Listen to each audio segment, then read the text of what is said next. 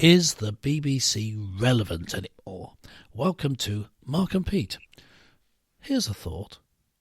When you peruse BBC News, it skews the views, or maybe confuse, bemuse, and even amuse.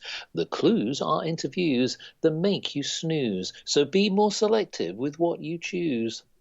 Yes, Clergyman Pete, Yes. I ask you, BBC, is it relevant today? Many people have questioned whether the licence fee is a model that is relevant to TV viewing and any kind of viewing today. Not only that, there have been many scandals within the BBC. We've seen issues with Gary Lineker over tweeting, and other issues over commentaries in social media. But here's the other point as well. The BBC has lost a lot of talent. If you think about those great stars of the past, it certainly was a great showcase for many who enjoyed their programmes. Clergyman Pete, I ask you, do you think that the BBC has relevance today?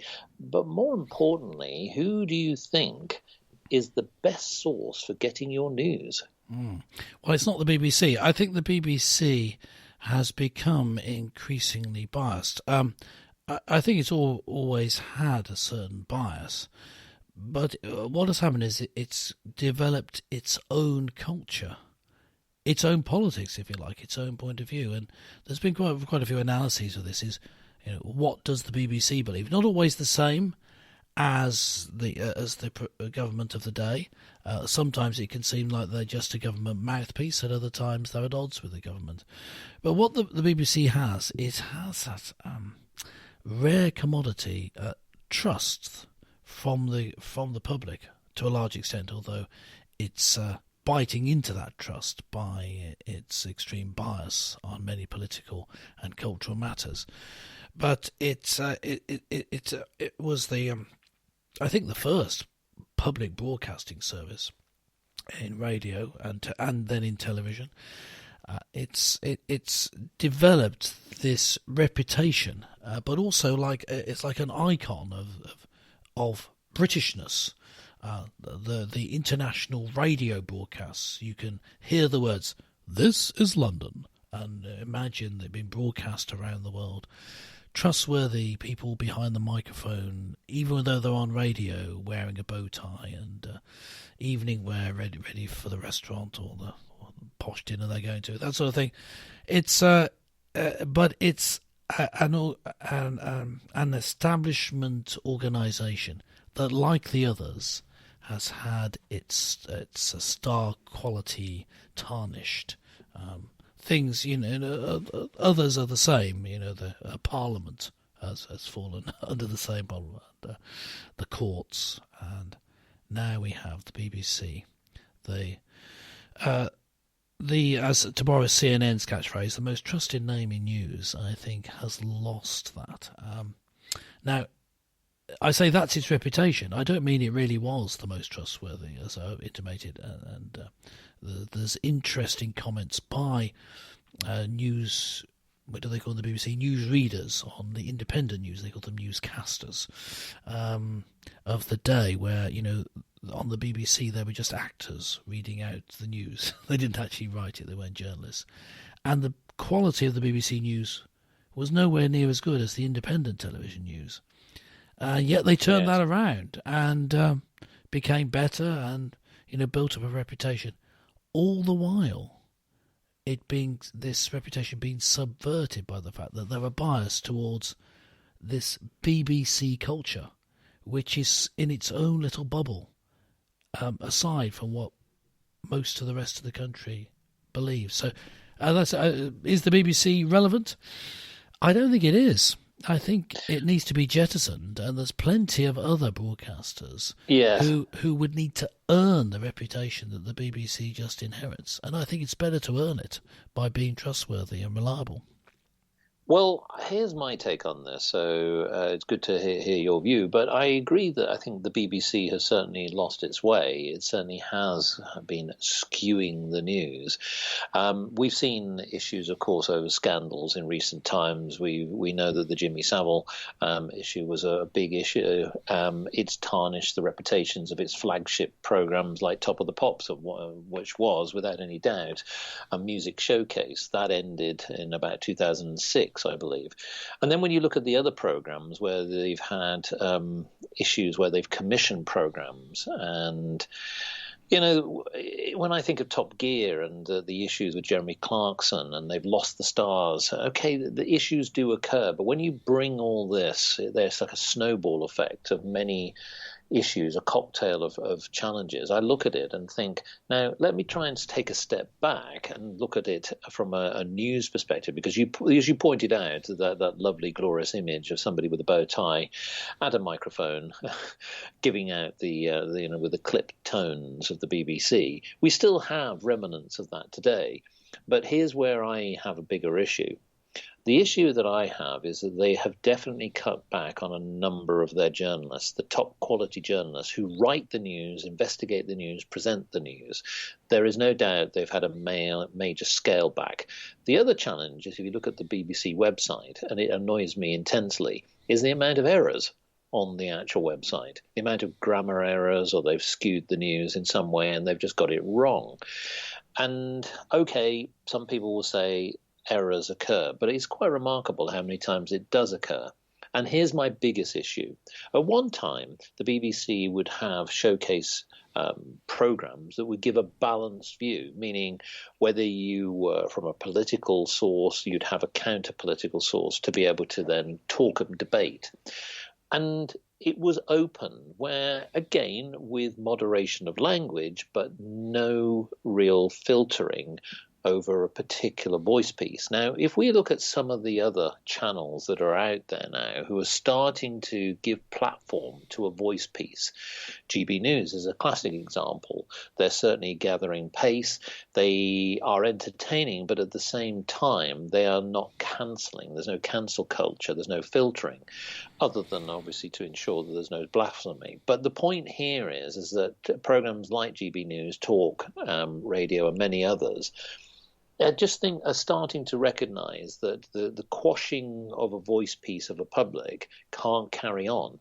And of course, the last thing which I would just close out, which is I know is a business angle. The BBC does some excellent programs. It does a lot of good documentaries as well as educational programs. And that should certainly remain, in my opinion. But the challenge here is with the cutbacks. I'm not sure where its future lies and what it really represents. It needs to think about where its focus will be and where its differentiator will be, because it can't carry on just repeating repeats, endless repeats of programs. I just look at the quality of the programs that are there when I compare them to previous decades. It really is struggling. And this is why I think that you've seen the emergence of these online channels, Netflix and Disney and many others. Whether you like them, whether you dislike them, the point is, at one time, many decades ago, they wouldn't have stood a chance against the BBC. And so, Closing P, I ask you, if you were to try and think positively about the BBC, where do you think it can go from here? I think where it should go is to become a player, or become, in other words, one of the many broadcasters. I think it shouldn't receive a license fee. I think the license fee needs to go. So it's paid, but so it needs a new model. Basically, it pays from revenue come from the compulsory license fee, effectively meaning that it's from tax, and that's just not acceptable. Yes. So where would it get its money from? It didn't fulfill. Well, just really, it doesn't fulfill its charter. It has a charter which lists the public purposes for why it is there, and the first is to provide impartial news and information. It certainly doesn't do that. So I think it's just not living up to its purpose as set out in the charter. I think it's not up to me to tell it how it should make money, but it should try and make its money using the same sort of ways that an independent broadcaster would. I think it should become an independent broadcaster, or not, or just simply close down. I mean, but I think, as you say, it's got there's a lot of already produced excellent content which it can continue selling and it can continue to produce its documentaries, maybe dramas and that sort of thing. And it can continue to have its extreme level of bias and ridiculous BBC culture with the strange woke culture that we've observed spreading across the Western world, deeply affecting the BBC. It can do that, but if you have to then pay for it, we'll find out who actually wants to watch the stuff. And maybe there is a big market. But my point is, if it's paid for by tax, we shouldn't have the BBC's own particular culture and religion pushed down our throats. And so how it makes the money? Well, there's lots of different models. You can get it by advertising. You can get it, I think, better, a subscription model. Yeah. But however they do it, they shouldn't be taking it out as what is effectively a tax. Yeah, well, that's interesting because I think that it certainly would shake up the attitudes and certainly the direction in which the BBC would go. Because I'm going to be as bold as to say, you alluded to the woke side of it. I don't think it would survive on that basis. Certainly it would be extremely niche and almost irrelevant if that were the case. At the moment, it has a luxurious position because it's being funded by the taxpayer. But I will say there is one thing here and I think that many people at the BBC, as well as those in running the government, recognise that it's a diminishing audience anyway, even for those who are paying. And that statistically is there. And of course, we also know the scandals over giving pensioners the free license and the debacle over would they, wouldn't they, etc. It really is a troubled time for them. But this actually, ironically, is their moment where I think that if they were to go for a subscription model with certain types of content, and I think that they are good with their network and the history and they have on conveying the news, both either on TV, radio, apps and others, I actually think they would still be very relevant. I think they've got that basis in which to differentiate and still be commercially relevant. But now is the time to do it. What I would be worried about is they've already had the wake-up calls from many competitors who are trying to get the eyeballs and the ears of consumers all around the world. This is the time to now make a decision. So I think that they've got the next 2 or 3 years. This is the chance to actually make a radical decision as to where it's going to go. Otherwise, it will just become a dying beast. Mm. Yes. So, listener, what do you think? Has the BBC come to an end? See our previous episode on the 23rd of January. Is this the end of the BBC?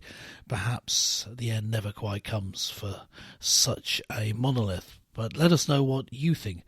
Do you listen to the BBC to try and get your news, or do you, as all good citizens should, simply listen to Mark and Pete?